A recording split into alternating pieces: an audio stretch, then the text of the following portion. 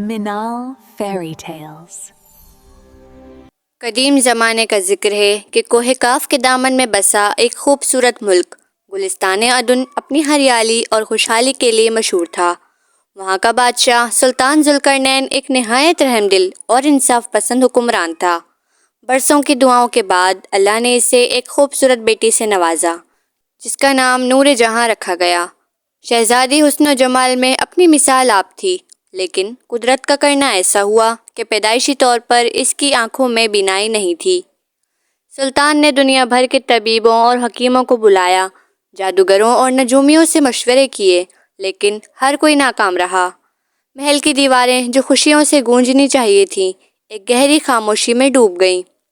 ملکہ اکثر روتی رہتی، لیکن سلطان صبر کا دامن تھامے رکھتا۔ شہزادی نور جہاں جیسے جیسے بڑی ہوئی، اس نے اپنی معذوری کو مجبوری نہیں بننے دیا۔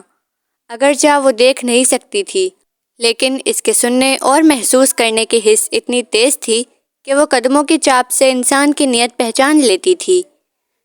شہزادی نور جہاں کا زیادہ تر وقت شاہی باغ میں گزرتا۔ وہ پھولوں کو چھو کر ان کا رنگ بتاتی اور پرندوں کی چہچہاہٹ سے ان کی خوشی یا غم کا اندازہ لگا لیتی۔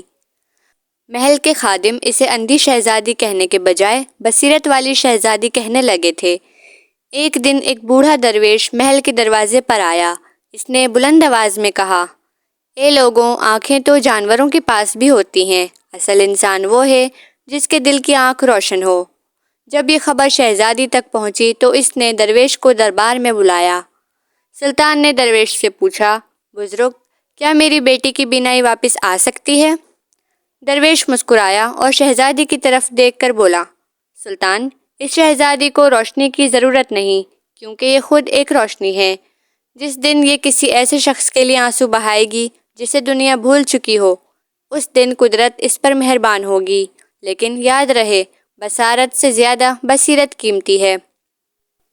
وقت گزرتا گیا اور شہزادی جوان ہو گئی۔ ادھر سرحدوں پر دشمنوں کے بادل منڈلانے لگے۔ پڑوسی ملک کا ظالم بادشاہ شداد گلستان عدن کی دولت پر نظریں جمائے بیٹھا تھا۔ اس نے اچانک حملہ کر دیا اور سلطان کی فوج پسپا ہونے لگی۔ قحط اور جنگ نے عوام کا حال بے حال کر دیا۔ سلطان پریشان تھا، وزیر مشیر خوف زدہ تھے۔ ایسے میں شہزادی نور جہاں دربار میں آئی۔ اس نے کہا، بابا جان، مجھے جنگ میں اپنے ساتھ لے چلیں۔ میں دیکھ نہیں سکتی، لیکن میں وہ سن سکتی ہوں جو آپ کے سپاہی نہیں سن پاتے۔ سب حیران تھے، لیکن سلطان نے اپنی بیٹی کی بات مان لی۔ میدان جنگ کے قریب ایک خیمے میں شہزادی قیام پذیر ہوئی۔ ایک رات جب دشمن کی فوج نے خاموشی سے شب خون مارنے کا منصوبہ بنایا تو شہزادی نے زمین پر کان رکھ کر گھوڑوں کے سموں آہٹ میلوں دور سے محسوس کر لی۔ اس نے فوراً خبردار کر دیا اور سلطان کی فوج نے جوابی کارروائی کرتے ہوئے دشمن کو عبرتناک شکست دی۔ جنگ تو جیت لی گئی، لیکن ملک میں غربت اور بیماری پھیل گئی۔ ایک دن شہزادی بھیس بدل کر شہر کی گلیوں میں نکلی۔ اس نے ایک کونے میں ایک بوڑھے کو دیکھا جو بھوک سے نڈھال تھا اور اسے کوئی پوچھنے والا نہ تھا۔ شہزادی کے پاس اپنی سونے کی بالیاں تھیں۔ اس نے وہ اتار کر اس بوڑھے کو دے دیں۔ اسی لمحے اسے درویش کی بات یاد آئی۔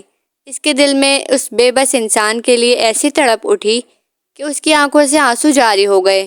وہ روتے ہوئے اللہ سے دعا کرنے لگی، اے مالک، مجھے آنکھیں نہ دے، بس میرے لوگوں کے دکھ دور کر دے۔ کہتے ہیں کہ جب ایک سچے دل سے دعا نکلتی ہے تو عرش ہل جاتا ہے۔ جیسے ہی شہزادی کے آنسو اس کی آنکھوں سے نکل کر زمین پر گرے، ایک چمکدار روشنی پھیلی۔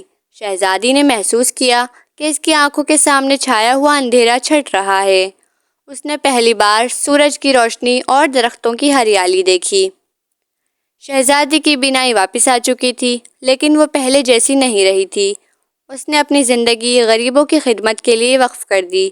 اس نے محل میں بیٹھنے کے بجائے عوام کے مسائل خود حل کرنا شروع کیے۔ لوگوں نے دیکھا کہ شہزادی کے پاس ایک عجیب طاقت تھی۔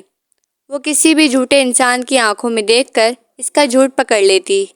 سلطان کی وفات کے بعد جب نور جہاں ملکہ بنی تو اس نے عدل و انصاف کا ایسا نظام قائم کیا جس کی مثال تاریخ میں نہیں ملتی۔ نور جہاں کی کہانی ہمیں یہ سبق سکھاتی ہے کہ جسمانی معذوری انسان کو کمزور نہیں بناتی، بلکہ اصل کمزور دل کا اندھا پن ہے۔ جس انسان کے پاس ہمدردی اور احساس کی دولت ہے، وہی اصل میں بینا ہے۔